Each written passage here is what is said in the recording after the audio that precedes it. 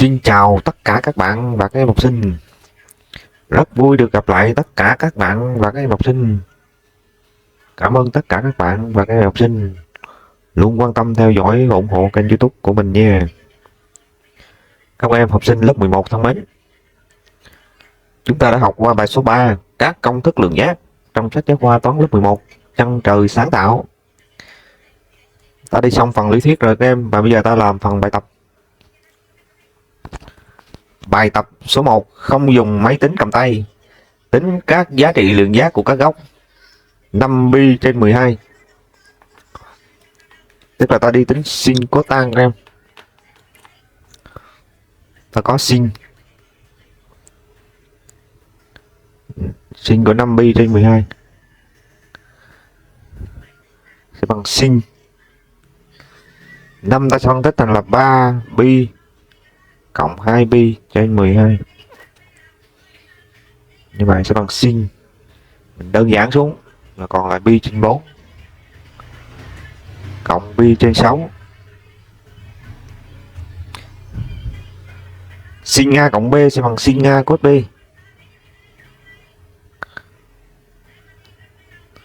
cộng cos A sin B. Nha. Rồi. Sin của pi trên 4 là bằng căn 2 chia 2. Cos của pi chia 6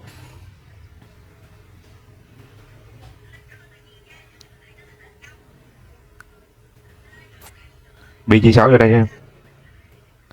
Cos của pi chia 6 đây là bằng căn 3 chia 2. Mình thấy nó dài là căn 3 chia 2. Ở giữa là căn 2 chia 2. Chỗ này là 1/2. Như vậy cos pi chia 6 là bằng căn 3 chia 2.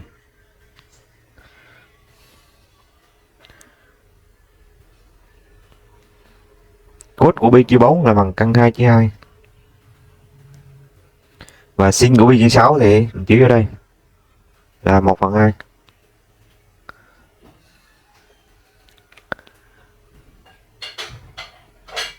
Sẽ bằng căn 6 cộng căn 2 chia cho 4. Rồi cos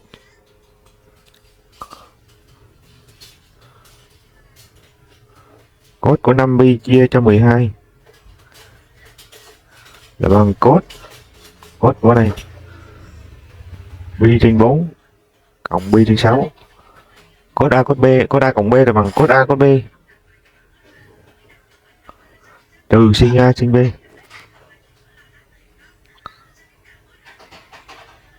Cos pi trên 4 là bằng căn 2 chia 2. Cos pi chia 6 là bằng căn 3 chia 2. Sin pi trên 4 là bằng căn 2 chia 2. Và sin pi trên 6 là 1/2. Bằng căn 6 trừ căn 2 chia cho 4. Rồi tan của 5 pi chia 12. Ta sẽ bằng sin chia cos.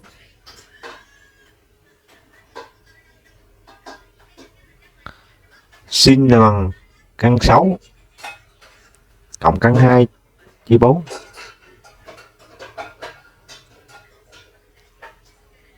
Căn 6 trừ căn 2 chia 4. Ta bấm máy tính của em ra bằng 2 trừ căn 3. Cô tan sẽ bằng 1 trên tan.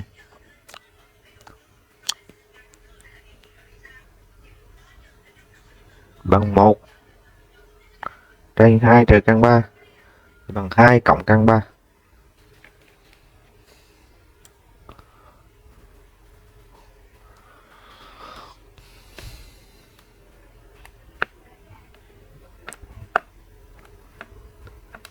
Bằng 2 cộng căn 3 ha. Ta sang câu B. Câu B là sin của trừ 555 độ.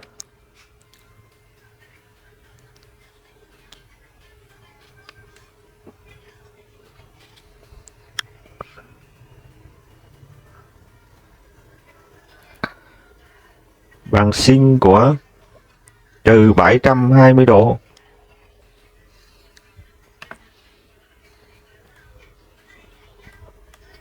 cộng 165.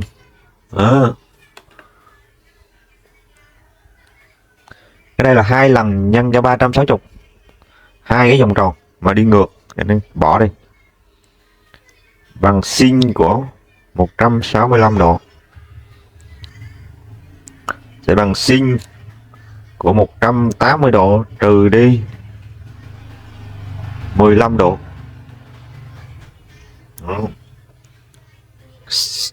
Cốt đối sin bù, đây là góc này với góc 15 độ là bù nhau cho nên nó bằng sin 15 độ. Sin 15 độ thì lại bằng sin của 45 độ trừ đi 30 độ. Đó. Bằng sin 45 cốt 30 trừ cốt 45 sin 30. Sin 45 thì bằng căn 2 chia 2. Cốt 30 độ thì bằng căn 3 chia 2. Sin 30 độ là 1/2, thì bằng căn 6 trừ căn 2 chia cho 4.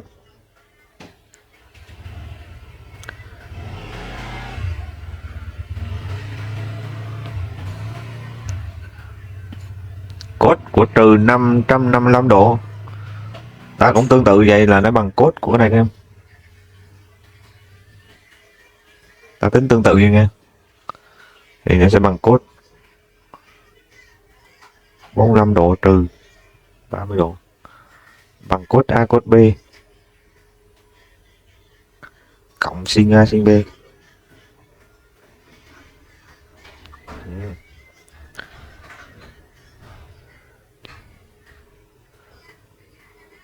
Bằng căn 2 chia 2, căn 3 chia 2, căn 2 chia 2, nhưng mà bằng căn 6 cộng căn 2 chia cho 4.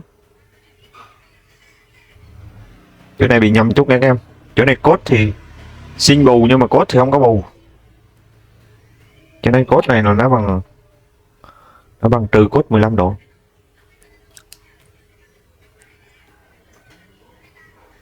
Rồi bằng trừ em. Em dấu trừ cho đây. Và đây là dấu trừ. Dấu trừ nha. Rồi.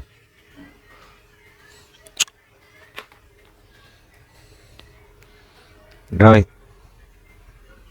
Dấu trừ.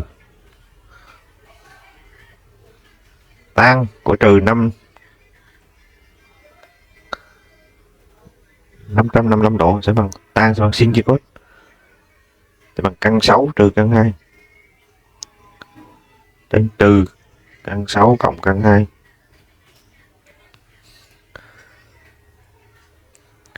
Như vậy mình bấm máy tính ra sẽ bằng trừ 2 cộng căn 3. Cô tan bằng 1 trên cái này. Thì bằng trừ 2 trừ căn 3. Rồi ta xong bài số 1. Ta sang bài số 2. Tính sin alpha cộng pi trên 6.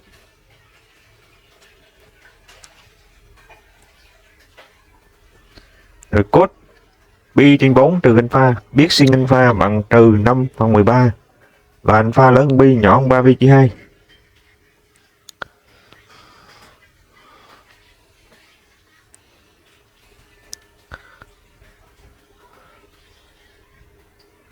Alpha lớn hơn pi nhỏ hơn 3 pi trên 2.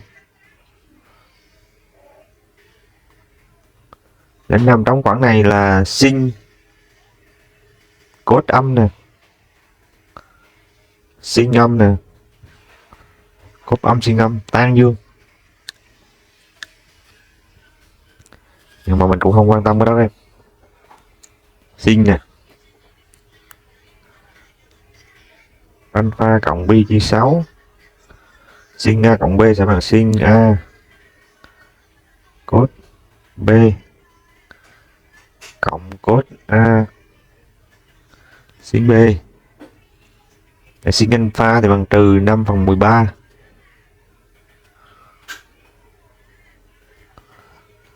Cốt của pi chia 6 là bằng căn 3 chia 2.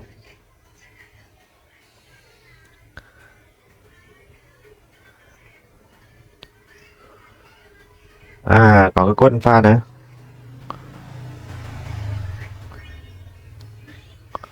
Như vậy mình phải đi tính cốt alpha. Vì hồi nãy mình lý luận lên cốt alpha, cốt sin âm cốt âm, cho nên cốt sẽ bằng trừ căn của 1 trừ sin bình phương.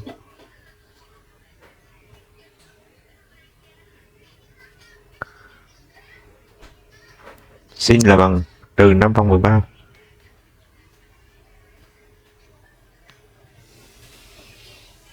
Như vậy nó bằng trừ bằng 12 13. Rồi mình lắp vào đây xem.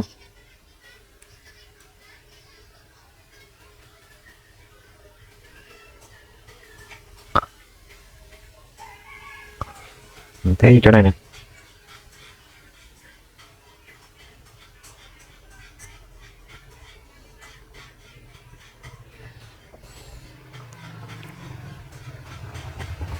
Đây là trừ 12 phần 13 nhân cho 1 phần 2.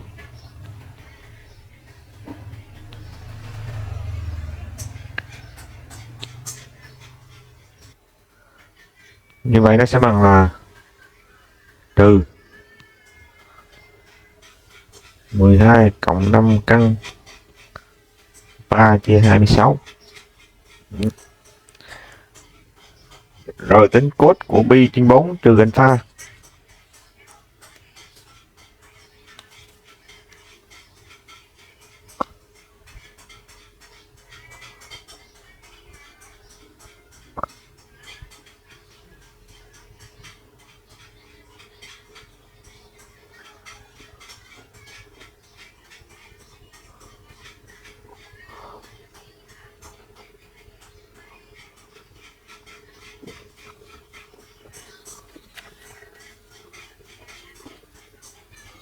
Sẽ bằng cốt A cốt B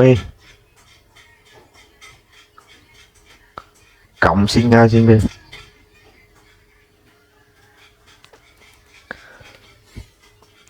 Và bằng căn 2 trên 2 nhân cho trừ 12 phần 13. Rồi cộng căn 2 trên 2 nhân âm 5 phần 13 bằng trừ 17 căn 2 chia cho 26. Rồi tổng qua bài tiếp theo em, bài số 3.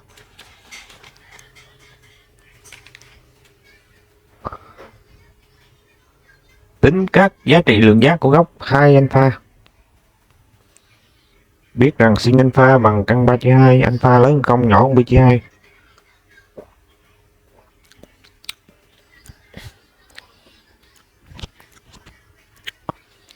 Như vậy thì mình phải sin 2 alpha thì bằng sin 2 lần sin alpha cos alpha. Ta phải đi tìm cos alpha ra nữa.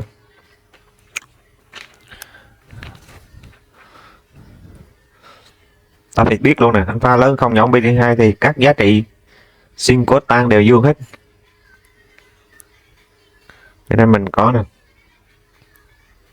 câu 3A nè,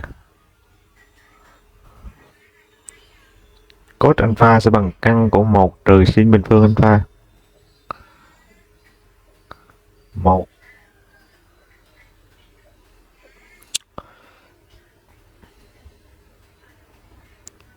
bằng căn 6 chia 3.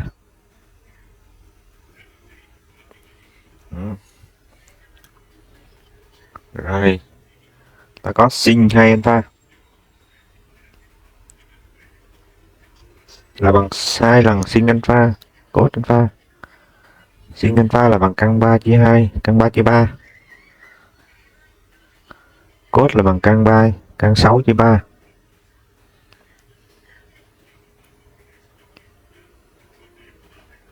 Như vậy là bằng 2 căn 2 chia 3.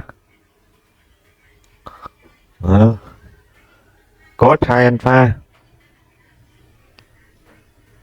sẽ bằng 2 lần cos bình phương alpha trừ đi 1.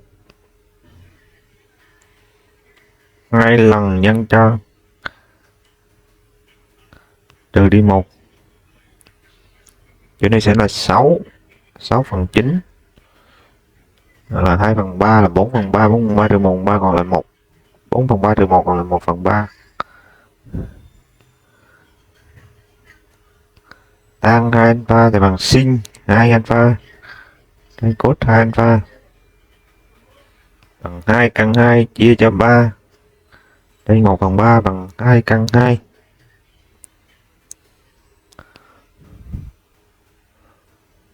Cô tăng 2 alpha sẽ bằng 1 trên cho 2 căn 2. 1 trên tăng 2 alpha. 1 trên 2 căn 2 sẽ bằng căn 2 chia cho 4.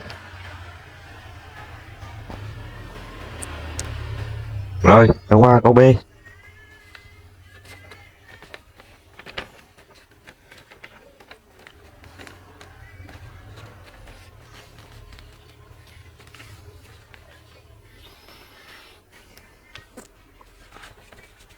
Alpha lớn hơn pi, nhỏ hơn 2 pi. Câu B nè.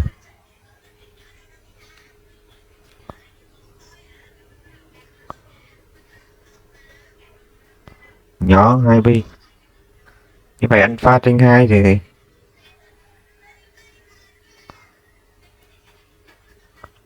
lớn hơn pi trên 2 và nhỏ hơn pi.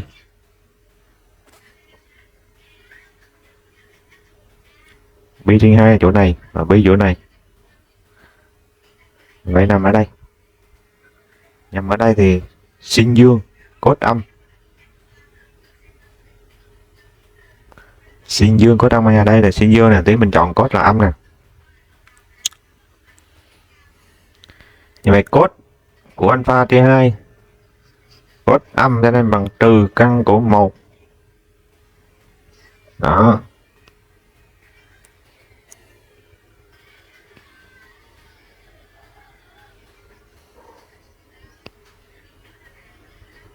Một.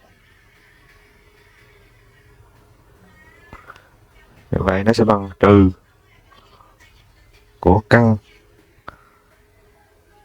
16 trừ 9 cộng 7 trừ căn 7 chia 4.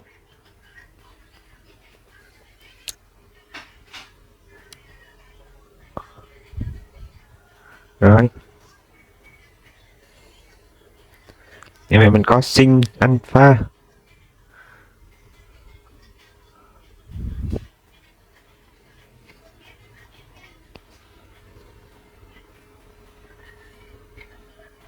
góc 2 alpha nghĩa là gấp đôi góc này lại nghe em. Gấp đôi lên có nghĩa là tính đang tính.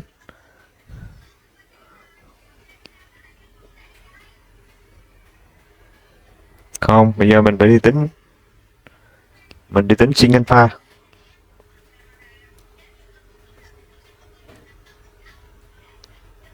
Sin alpha sẽ bằng 2 lần sin alpha chia 2 cos alpha chia 2. Sin alpha chia 2 là 3 phần 4. Cos alpha chia 2 là trừ căn 7 phần 4. Như vậy nó là trừ 3 căn 7 phần 8.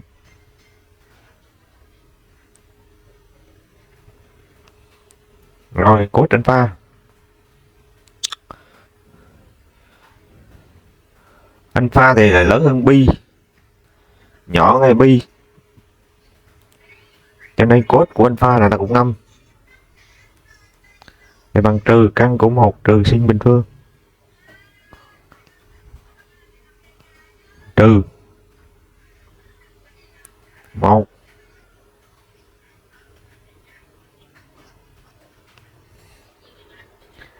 Như vậy mình bấm máy tính ra. Nó cho ra là trừ 1 phần 8 ngay. Rồi bây giờ mình đi tìm sin của 2 alpha. Bằng 2 lần sin alpha cos alpha. 2 lần nhân cho trừ 3 nhân cho trừ 1 phần 8. Như vậy nó ra nó là 3 căn 7 trên 32.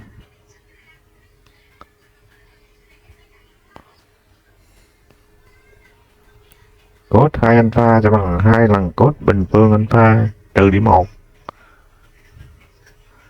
Cos alpha thì bằng 1/8 đây. Trừ 1/8.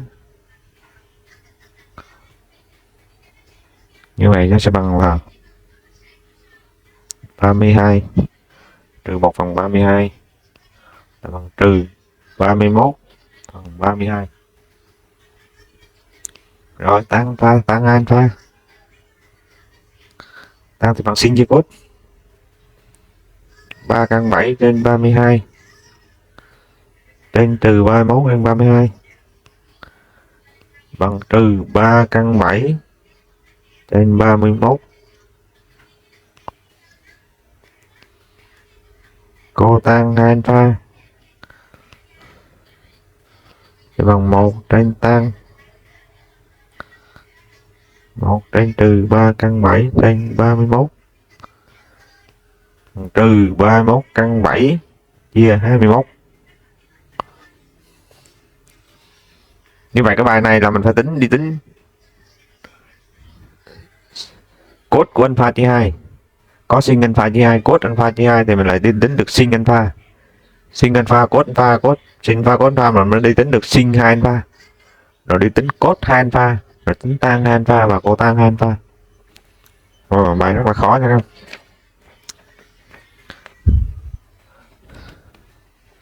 Bài số 4. Rút gọn các biểu thức sau.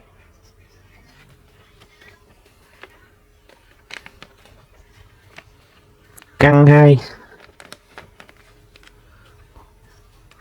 có 4.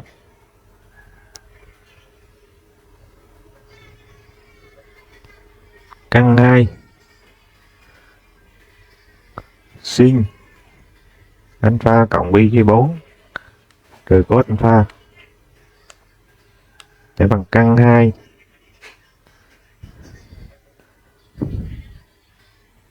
cho nên là sin A cos B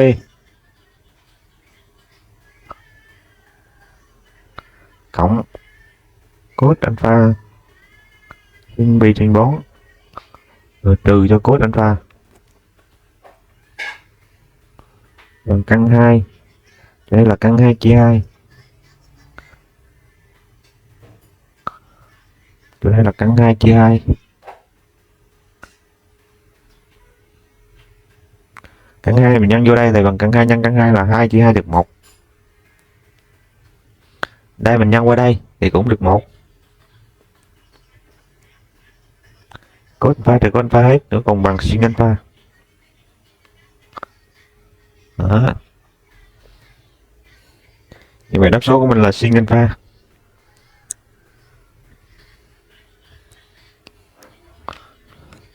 Câu B này.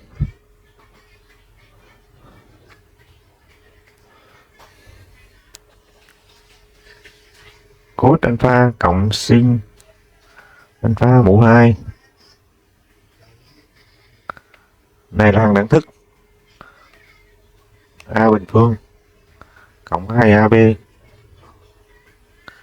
cộng B bình phương. Sin A alpha là bằng 2 sin alpha cos alpha. Này với đây là bỏ đi. Còn lại cos phương cộng sin phương là bằng 1. Phần bài tập này cũng khá là dài các em. Cho nên mình làm bài tập đến đây. Và clip sau mình sẽ làm từ bài 5 cho đến bài số 9. Như vậy bài học của chúng ta đến đây là hết. Thầy xin chào tạm biệt tất cả các em.